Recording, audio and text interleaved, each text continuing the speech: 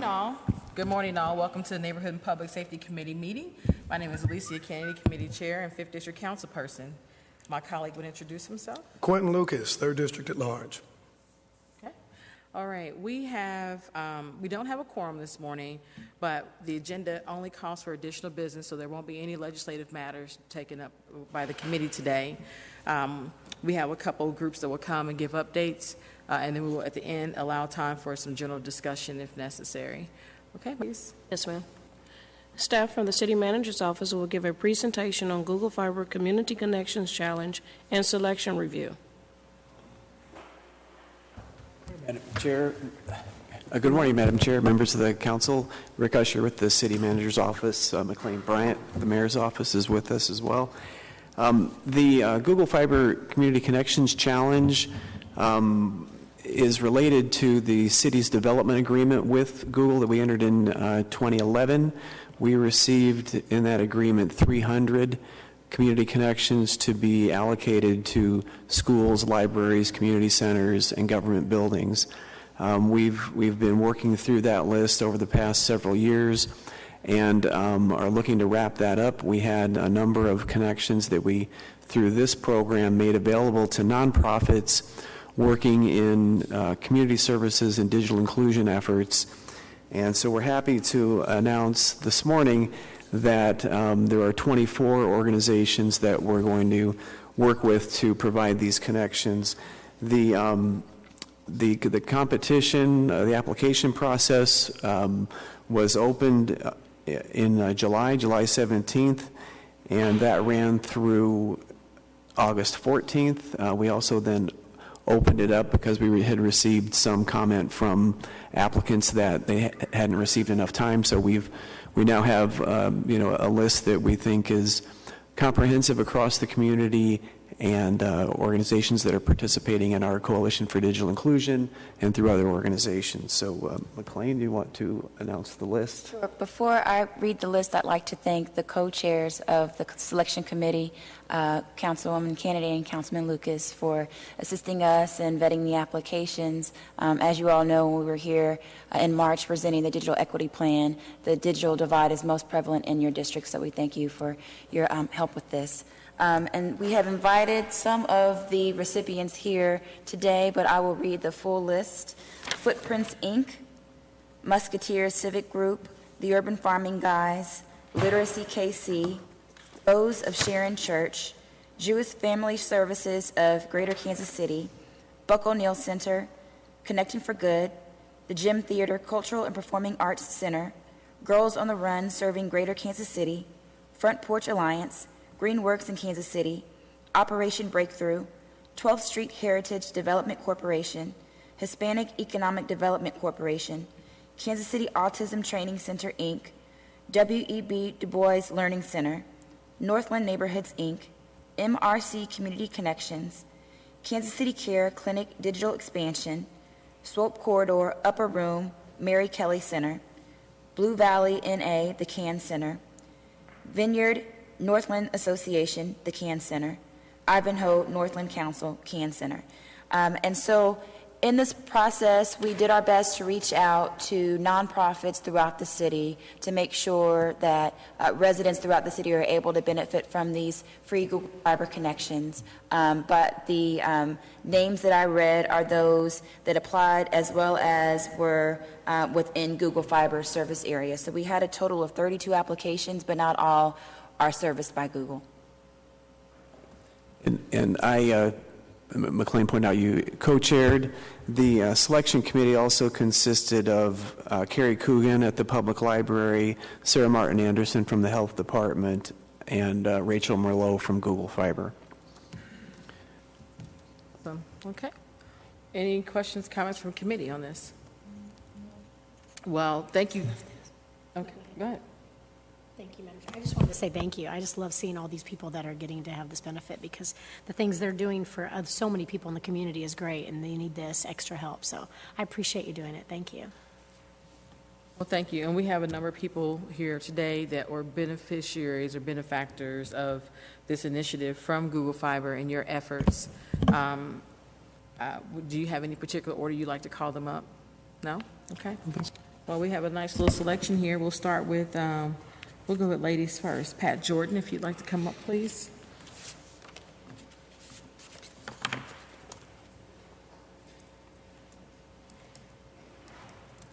Good morning, Madam Chair, members of the committee. My name is Pat Jordan, 3912 East 19th Street, Kansas City.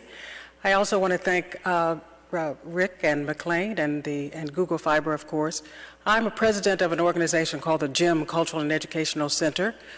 We do business under that name. We started off legally under the name of the GEM Theater Cultural and Performing Arts Center because we spearheaded the renovation of the GEM Theater at 18th and Vine. Most recently, we bought the building at 2033 Vine, which is the old fire station. We purchased that from Land Bank, from the city, and we are so grateful that we were able to bring that building back to life. We have a gallery on the first floor and multi-purpose creative space on the second floor. And one of the things that we're currently engaged in is a partnership with Inland Sea Productions. And we are, in conjunction with them, producing a documentary for PBS called about Virgil Thompson. And Virgil Thompson is known as one of America's most famous composers. He happened to grow up near the 18th and Vine area. And Inland Sea Productions came to us and asked us to work with them on this project. We plan to premiere it at the GEM Theater in 2018. What the Google Fiber will allow us to do is to set up an editing suite in the fire station. In addition to being able to edit that film, we will also conduct master classes for students in film editing at the Vine Street location. A secondary location that we hope to be able to add Google Fiber to is the Art House near 27th and Brooklyn. And the Art House is being renovated. We bought that property from Land Bank, and we also want to have access to computers and to arts programming at that house, and Google Fiber there will certainly allow us to be able to do that. So again, we're very thankful. This is another kind of real estate that will enable us to make access to students and families in our communities. Thank you. Appreciate it.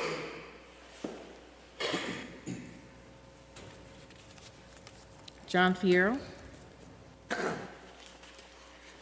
Good morning, Madam Chair and members of the Neighborhood and Public Safety Committee. I'm John Fierro. I'm with the Mattie Road Center. And first of all, I just want to say thank you for being selected for this tremendous award. Mattie Road Center is now in its 123rd year of community services to children and families around the greater Kansas City area.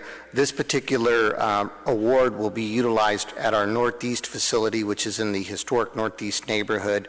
I think many of you are familiar. We have a very culturally diverse part of our city, but also tremendous need. Poverty level exceeds 35%.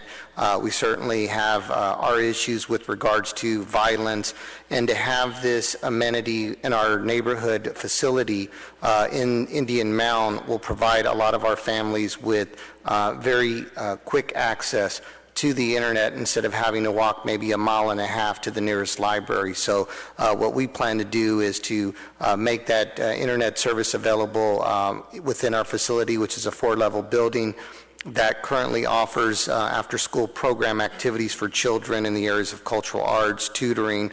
We also provide behavioral and physical health services, as well as providing community organizing within historic Northeast. So our facility has really become a de facto community center where annually we serve over 2,500 individuals. So again, on behalf of the Northeast neighborhood, thank you for this honor. Thank you. Thank you for the work that you do as well. Ike Graham.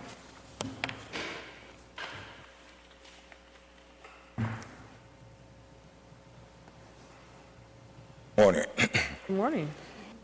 Yeah, I'm Ike Graham, president of Vineyard Neighborhood Association, and we've been in business since 1969, 47 years now, and we're thankful for the award, and it would be very helpful by being part of digital inclusion now that we offer computer classes on the second and fourth Saturdays. And we can also be available for kids that need to do homework or anybody in the community that need to do job search. So it would be very helpful, and thank you for the award. Thank you for being a community leader. All right. And Tom Esselman.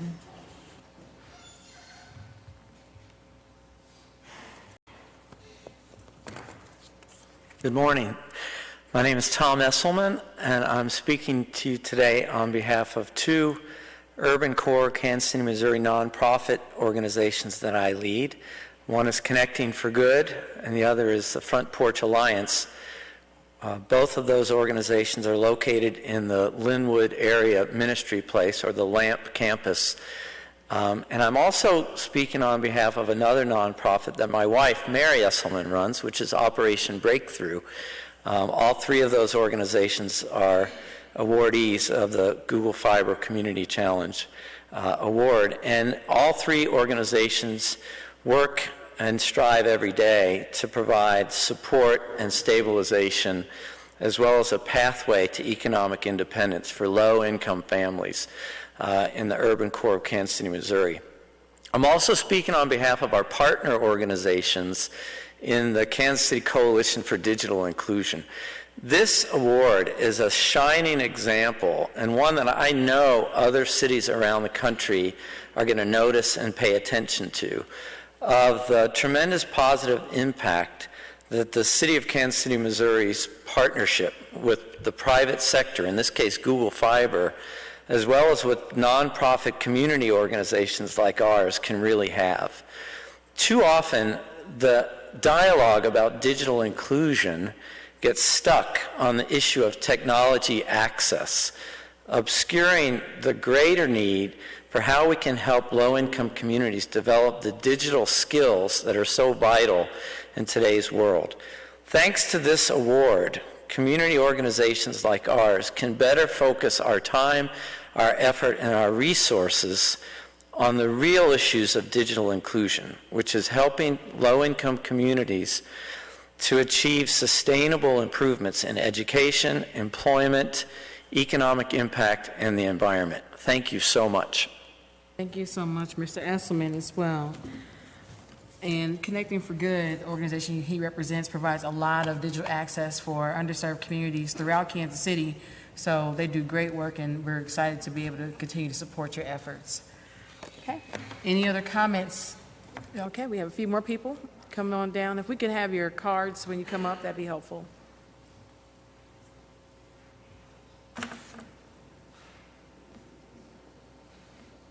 Morning, Councilwoman Hall, Councilwoman Canady, and Councilman Lucas. My name is Pedro Zamora. I'm the Executive Director for the Hispanic Economic Development Corporation, and we really are pleased to be a partnership with the city in regrooming and reshaping the economic impacts at programs that are driven around connectivity into the internet. This is our second location that we are enabling, and this one is probably a critical one, 3241 Independence Avenue, right in the heart of where a lot of economic distress for both businesses and residents are. When we applied, we were pretty excited because we had just opened up this new facility back in January. And since January, we have graduated 77 students, adult students from that community, through our 4 levels of computer literacy training. And they are now all employed in a capacity that they can intelligently communicate electronically through the internet. They have the soft skills to work through Word, Windows, so they're navigating through the barriers of life. Last week we graduated 11 businesses that went through QuickBooks, a bilingual QuickBooks class. And the reason that this is important is because our current provider only gives us 300 megabits of data connectivity to the internet. It's a little bit cumbersome when you have 16 folks trying to hit the internet at the same time. This gigabit connectivity is going to definitely improve the impact of that community. We've taken an approach of from Benton Boulevard to Indiana, Independence Avenue south towards 9th Street. We've taken inventory of the abandoned homes that are there. We've taken inventory of the dilapidated buildings and vacant businesses. Our plan and strategy is to try to empower that neighborhood with connectivity from this connection and this partnership with the Google Fiber connection and of course with Rick and McLean Bryant spearheading and encouraging us to apply for this. With that, thank you very much. Thank you. It is. Okay, and we've got one other, and this would be, Joel Bailey from Footprints. yes, sir. I want to say good morning to everyone. I'm here on behalf of Michael Limata. I'm program director there at Footprints, and here at 4501 Truce, we have a recovery center there. And first of all, this award grant will allow us to be able to assist people in training in computer classes. We have 10 computers lab that we have there. We also have supportive services for people that are in recovery. We also have 12-step programs. We have 4 12-step programs that are there. Our other division of Footprints, of course, is dealing with homeless veterans. So that would enhance us to be able to help homeless veterans. We have a 10-man facility that's located at 2015 East 35th Street, which is in the Ivanhoe neighborhood, working with Margaret May. So being able to enhance the people that come into our doors to the east, to the west, to the north, and the south of 45th and Truce, we're excited about people coming in that are coming for the 12 step that now see the computer lab. For the ones that thought they didn't have the capabilities to be able to learn, put them in a quaint atmosphere to say, oh, wow. And one seeing another that's in recovery, sitting in the lab, just giving them the courage to say, wow, maybe I can learn how to use a computer. So we're looking forward to that. We also have a drop-in center there at Footprints there. So we also invite each one of you to please stop in and just see what we do there. And just thank you for the award. Thank you. Councilwoman Hall? Yes, I'd like to ask you a question. Did you Sure. say it's 2015 East 35th Street. 35th Street? 35th Street. Thank you. Excuse me, yes. And this is the site for the Footprints? This is a division of Footprints also. So Footprints is a recovery community. We just renamed it in the name of Wayne D. White, who was a Vietnam veteran. It also was a pioneer in recovery in Kansas City and the state of Missouri. So we just renamed it 2 months ago. We had a grand opening there. So we are really excited in our 2 divisions. Michael Limata has done a great job in being pioneer with the digital inclusion. And how do we get a hold of you if we want to come visit? What's the best way to do it? Do we call you? By email or phone number. My phone number is 816-863-8224. We're open right now Monday through Friday on 4501 Truce from 10 to 4. We're looking forward to extending hours on Saturdays as we grow. So we're excited about the community and the churches and organizations that are involved also. Yeah, thank you.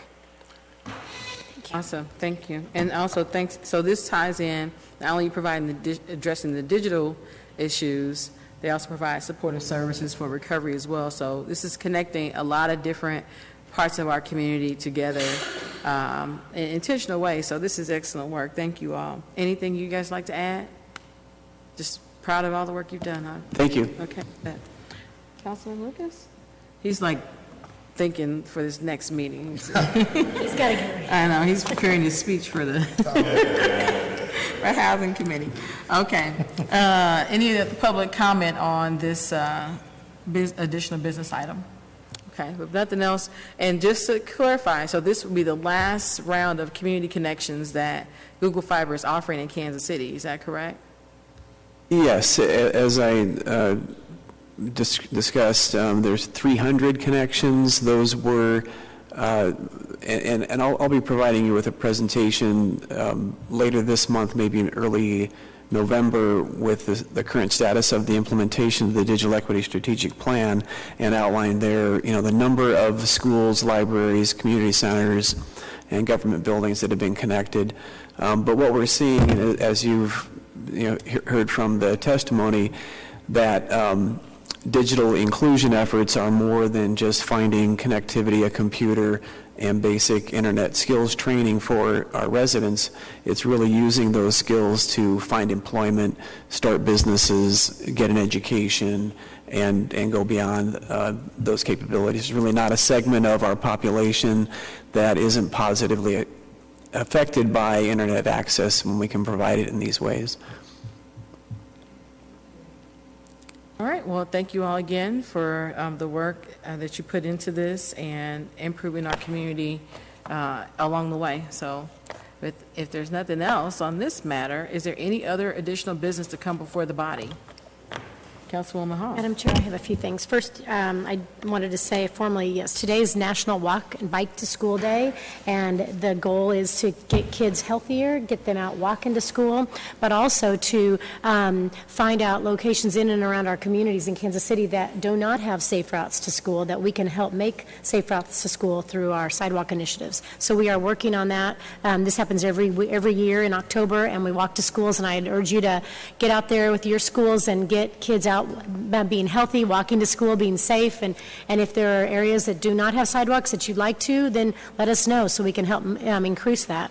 The last thing I would like to say on a sad note is this last weekend, we at the city and we as a community lost one of our great public servants, and that was Dave Severnick. He lost his life over the weekend, and we just want to tell people to remember him and all the dedicated years he gave to the Kansas City, Missouri Police Department, to the city of Kansas City, Missouri, and to all the citizens who were fortunate enough to get to know him and the service he's given. So we are, our prayers go to his family at their time of grieving and in this time of shock.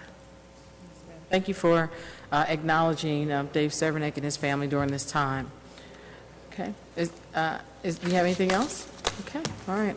Well, we don't have any other additional business, but we do have a guest with us today. And so if you'd like to come up and introduce yourself, and maybe if Mike Schumacher could give a grand introduction of this gentleman. This is Captain Niemeyer, Captain Doug Niemeyer, who has been assigned as the city liaison. We will still be working with Colonel Oakman as part of that one IT effort. But Mr. Niemeyer, we're glad to have him. He's going to be part of more of the day-to-day. You're going to see a whole lot of him. Unlike his predecessor, his sole assignment is City Hall. So he will not be juggling multiple responsibilities, so we'll get to enjoy full benefit. Oh, that is phenomenal, because we had Oakman pulled 10 different ways, so. He had a lot of things going on. And he does good work, and so now he's reassigned to, I believe, HR, and kind of getting that aligned and all that. So without further ado, Captain Niemeyer. I'm Captain Doug Niemeyer. I'm going to be here every day. You will see a lot of me, because this is my assignment, is to come here each and every day.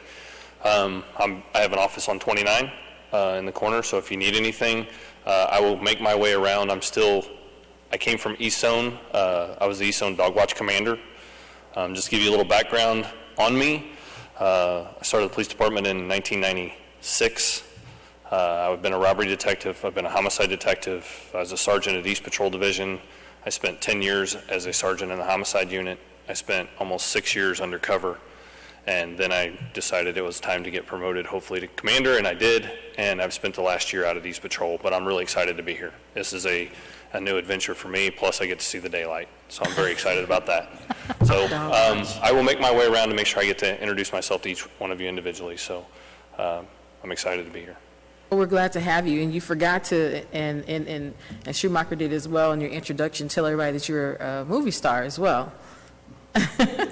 Yeah, yes. So I first learned of Doug Niemeyer watching the first 48, I believe, one random Saturday morning, and when he was featured as a homicide detective at the time, or homicide sergeant at the time. And so I don't know, how long ago was that? That's 13 years ago, but there were several episodes, but I can tell you every time that they rerun them because my phone.